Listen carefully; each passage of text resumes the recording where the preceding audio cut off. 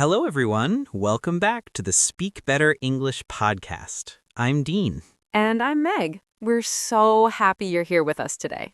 That's right. Today we have a really fun and very, very useful topic. Yes, today we're talking about hotels, specifically how to speak English at a hotel. If you ever travel to an English-speaking country, or really to any country where English is the main language at the hotel, this episode is for you. And even if you just dream about traveling one day, this is still very useful. You can be ready. You can feel confident. Exactly. Confidence is everything when you're learning English. So today, we're going to walk you through the whole experience of being at a hotel, from the moment you arrive all the way to the moment you leave. We're going to teach you vocabulary, real phrases, and we'll share some stories from our own travel experiences. So it's going to be fun. Meg, have you stayed at a lot of hotels in English? Oh, yes, I have. And honestly, the first few times I was so nervous. I didn't know what to say at the front desk.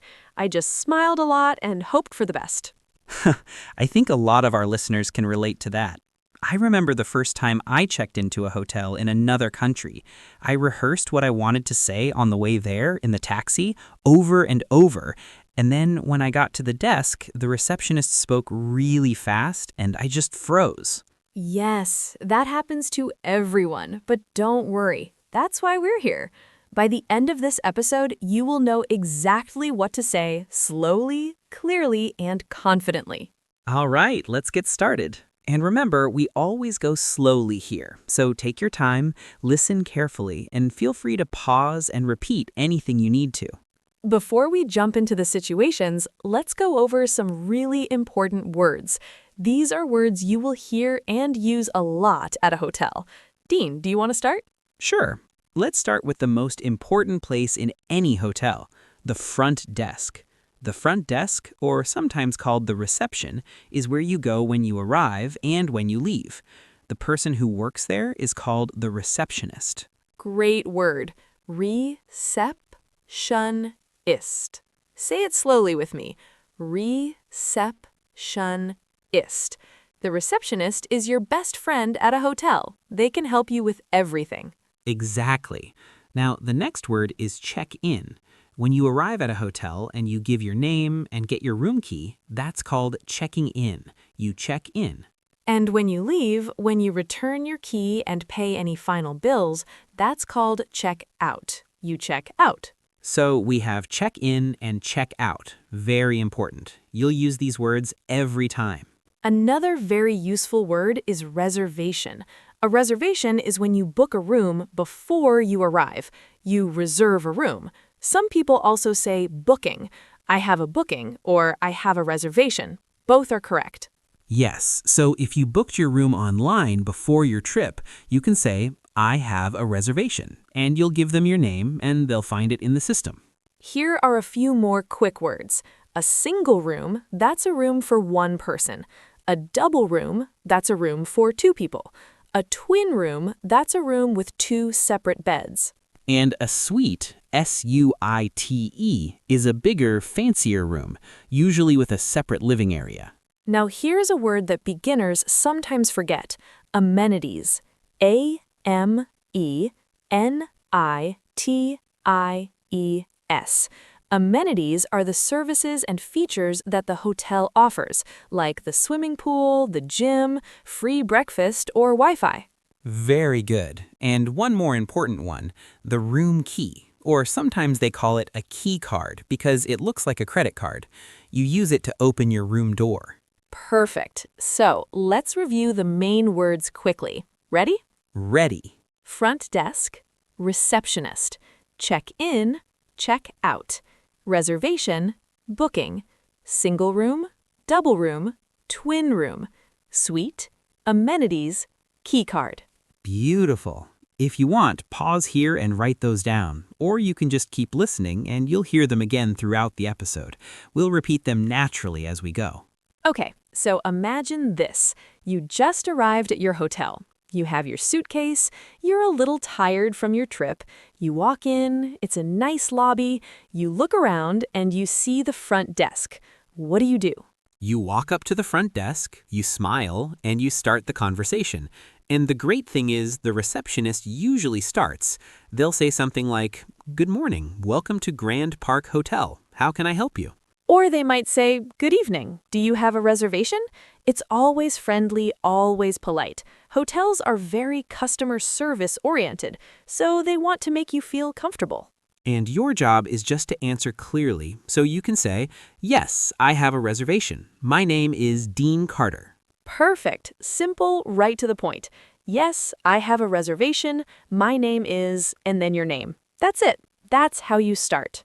Now, the receptionist might ask you to spell your name. They might say, "Could you spell that for me, please?" So it's a good idea to practice spelling your name in English, letter by letter.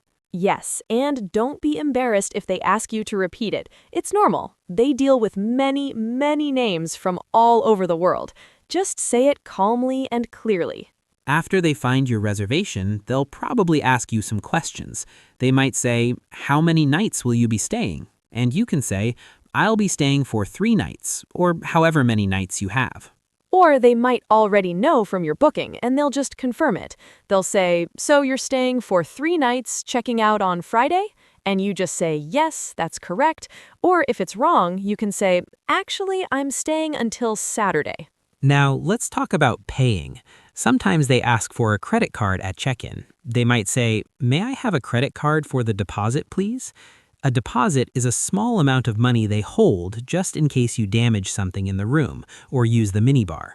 And don't worry, if everything is fine when you check out, they give that money back or they don't charge you. It depends on the hotel. Now, there's something called an early check-in. This happens when you arrive before the normal check-in time. Normally, check-in is around 2 or 3 in the afternoon. If your flight lands in the morning, you might arrive at the hotel at 9 or 10 a.m. And the room might not be ready yet, so you can ask, "Is it possible to check in early?" And they'll either say yes, or they'll say, "The room isn't ready yet, but you can leave your luggage with us and come back later." The word luggage, Luggage, means your bags and suitcases. You might also hear the word baggage. Both mean the same thing. Okay, so let me tell you about something that happened to me once. I arrived at a hotel really early, like 8 in the morning, because my flight was overnight, and I was exhausted. I went to the front desk and I said, very politely, "I know it's early, but is there any chance my room is ready?" I love that phrase. Is there any chance? It's very polite. It shows you understand the situation, but you're asking nicely. Exactly, and the receptionist was very kind. She said, "Let me check for you." She looked at the computer and then said, "Actually, we do have a room available. You're in luck." You're in luck. That means you're fortunate.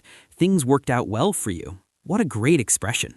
I was so happy. I thanked her and went straight to my room and slept for 3 hours. That's a great story, and it shows something important.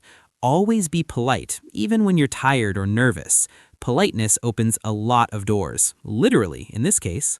Okay, so now you've checked in, you have your key card, you're in your room, but wait, what if something goes wrong? What if there's a problem? Great question. This happens more often than people think. Maybe the Wi-Fi doesn't work, maybe the air conditioning is too loud, maybe you need extra towels. In all these cases, you pick up the phone in your room and you call the front desk, and there's nothing scary about it. Just be polite and clear. Usually when you call, someone answers and says, "Good morning, front desk, how can I help you?" And then you explain your problem or your request. Let's go through a few common situations. First one, you need extra towels. You can say, "Hello, could you please send some extra towels to room 412, or whatever your room number is." Simple and polite. Could you please send? That's a great phrase. Very polite, very clear. Another situation, the Wi-Fi isn't working. You can say, "Hi, I'm having trouble connecting to the Wi-Fi. Could you help me with the password or tell me what to do?" Or maybe the air conditioning is making a strange noise. You can say, "Excuse me, the air conditioning in my room is making a loud noise. Could someone come and take a look?" Could someone come and take a look? That's a really useful phrase. You're asking them to send someone to check the problem. Very common in English hotel. Now, let me tell you about a situation I had once. I was staying at a hotel, and at around midnight, the people in the room next door were being very loud. Music, talking, laughing. I couldn't sleep at all. Oh no, what did you do? I called the front desk. I said, "I'm sorry to bother you, but the guests in the room next to me are being very loud, and I'm having trouble sleeping. Is there anything you can do?" Perfect. I'm sorry to bother you, but that's such a polite way to start a complaint. You're not being rude, you're being respectful. Exactly. And the receptionist apologized and said they would speak to the other guests. And within about 10 minutes, it was quiet. Problem solved. Great story. So the key is always apologize for interrupting, even though it's not your fault. Say, "I'm sorry to bother you," or "I hate to bother you, but," it makes the whole conversation much smoother. Another very common situation is when something in the room isn't working, like the TV or the lights or the hot water. In that case, you call and say, "Hello, this is room 205. I'm having a problem with the hot water in my bathroom. There's no hot water." And they'll say, "I'm so sorry about that. I'll send someone to fix it right away." And right away means immediately, very soon. What about if you need a wake-up call? A wake-up call is when the hotel calls your room to wake you up at a specific time. Very useful if you don't trust your phone alarm. Yes, you just call and say, "Hi, could you please arrange a wake-up call for 6 a.m. tomorrow morning?" And they'll confirm the time and do it. Easy. And one more situation. Maybe you want to request a late checkout. That means you want to stay in your room a little longer than the normal checkout time. You can call and ask, "Is it possible to have a late checkout tomorrow? I was hoping to stay until 1 p.m. instead of 11 a.m." And they'll either say yes, sometimes for free, sometimes for a small fee, or they'll say they're fully booked and they need the room. But it never hurts to ask, right? It never hurts to ask. That's a great life advice, not just hotel advice. Now, let's talk about something a little more stressful. Problems with the reservation. Yes, this can be scary, but if you know the right words, you can handle it calmly. Imagine this. You arrive at the hotel, you go to the front desk, you say, "I have a reservation under my name," and the receptionist looks at the computer and says, "I'm sorry, I don't see a reservation for you." Oh no, that's a nightmare. Has that ever happened to you? Yes, once. And I panicked for about 2 seconds. But then I took a deep breath and I said, "Let me check my email. I have a confirmation number." A confirmation number or confirmation code is the number they send you when you book. Always keep this on your phone. It's your proof that you made the reservation. So I showed the receptionist my email with the confirmation number, and she found it right away. It was a spelling mistake in the system. They had my last name wrong. Easy fix. So the phrase to remember there is, "I have a confirmation number. Let me show you." And then you show them your email or your booking app. Another common problem is that the room is not what you booked. Maybe you booked a double room and they give you a twin room. That's 2 separate beds instead of 1 big bed. Or maybe you booked a room with a city view and they give you a room facing the parking lot. In that case, you can politely say, "Excuse me, I think there might be a mistake. I booked a double room, not a twin room. Is it possible to change?" Very polite. I think there might be a mistake. That's a gentle, non-aggressive way to point out a problem. And if the room isn't available right now, they might say, "We don't have a double room available at the moment, but we'll move you as soon as one becomes available." And that's okay. You can accept that. But if the problem is more serious, like there's no hot water, or the room smells bad, or there's noise from construction outside, you can ask to change rooms. Just say, "I'm very sorry, but I'm not comfortable in this room because of the noise. Would it be possible to move to a different room?" Would it be possible? Another great polite phrase. It shows you're asking, not demanding. Now, what if you need to cancel or change your reservation? Maybe your trip changed, maybe you need to arrive a day later. You can call the hotel directly and say, Hello, I have a reservation for next Monday under the name Meg Williams. I need to change my arrival date to Tuesday. Is that possible? And they'll check availability and let you know. Sometimes there's a fee for changes or cancellations, so it's good to ask, is there a cancellation fee? Or is there a fee to change the dates? Very smart. Always ask about fees. You don't want any surprises on your bill. And speaking of bills, what if there's a mistake on your bill? This can happen. Maybe they charged you for breakfast when you didn't have it, or for a movie you didn't watch. In that case, you can say, "Excuse me, I think there might be an error on my bill. Could you check this charge for me?" And most of the time, they'll fix it immediately. The word charge, by the way, CHARGE, means a cost or fee on your bill. I'd like to ask about this charge is a very useful phrase. Okay, we're almost at the end of our hotel stay. Now it's time to check out. This is usually the simplest part, but it's still good to know the right words. Exactly. Checkout time at most hotels is around 11 a.m. or 12 p.m., noon, so make sure you're ready before that time, unless you arranged a late checkout as we mentioned before. On your last morning, you pack your bags, you take everything from the room, and you go down to the front desk. You hand in your key card and you say, "I'd like to check out, please. Room 405. They'll pull up your account and show you the final bill, or they'll already have it ready in an envelope outside your door. Some hotels do that. They slide the bill under the door the night before. It's called an express checkout or automatic checkout. Some hotels let you just leave the key card and go, and they email you the receipt. Very convenient. But if you want to review the bill in person, just ask. Say, "Could I have a copy of the bill, please?" Or if you don't understand something on it, ask, "Could you explain this charge?" And if everything is fine, you pay, usually by card, and that's it. You're done. You can say, "Thank you so much. We really enjoyed our stay." That's a lovely thing to say, and you'll often get a really warm response. Hotel staff love to hear that their guests had a good experience. Sometimes they'll ask you, "How was your stay?"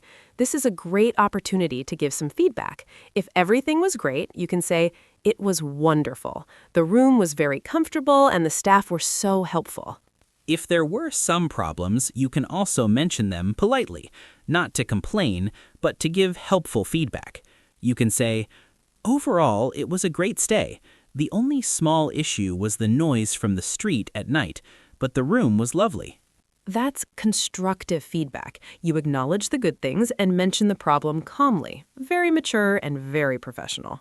And finally, don't forget to check if you have everything. Chargers, passports, sunglasses. I once left my laptop charger in a hotel room and didn't notice until I was at the airport. Oh no, what happened? I had to call the hotel and ask them to ship it to me. I said, "I think I left my laptop charger in room 307. Is it possible to send it to my address?"